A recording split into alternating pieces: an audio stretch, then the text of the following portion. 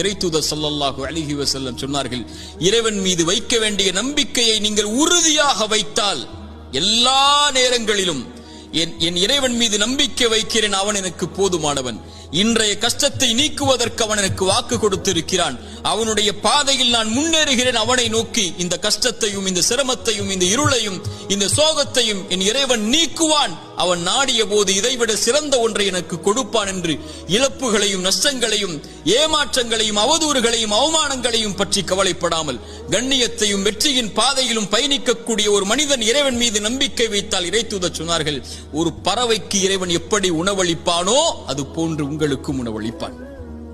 அவ்வளவுதான். பறவைக்கு உணவளிக்கக்கூடியவன் உங்களுக்கும் உணவளிப்பான். ஆனால் அந்த பறவை, இறைத்தூதர் சொன்னார்கள், காலையில் வயிறு காலியாக செல்கிறது, மாலை வயிறு நிரம்ப திரும்பி வருகிறது. அது காலையில் பசியாகத்தான் போகிறது. ஏன்? அது கூட்டுக்குள்ளேயே உட்கார்ந்து கொண்டு எனக்கு இறைவன் இந்த கூட்டில் உணவளிப்பான் என்று எதிர்காலத்தை பற்றிய பயத்தோடு உட்கார்ந்து இருக்கவில்லை. கிளம்பி செல்கிறது, இறைவன் உணவளிப்பான் என்று. மாலையில் வயிறு நிரம்ப வருகிறது. அதுபோல் இறைவன் மீது வைக்க வேண்டிய நம்பிக்கையை உறுதியாக திடமாக தெளிவாக நீங்கள் வைத்தால் என் இறைவன் என்னை ஒருபோதும் கைவிட மாட்டான் என்று இந்த பறவைக்கு உணவளிப்பதை போல் இறைவன் உங்களுக்கும் உணவளிப்பான்.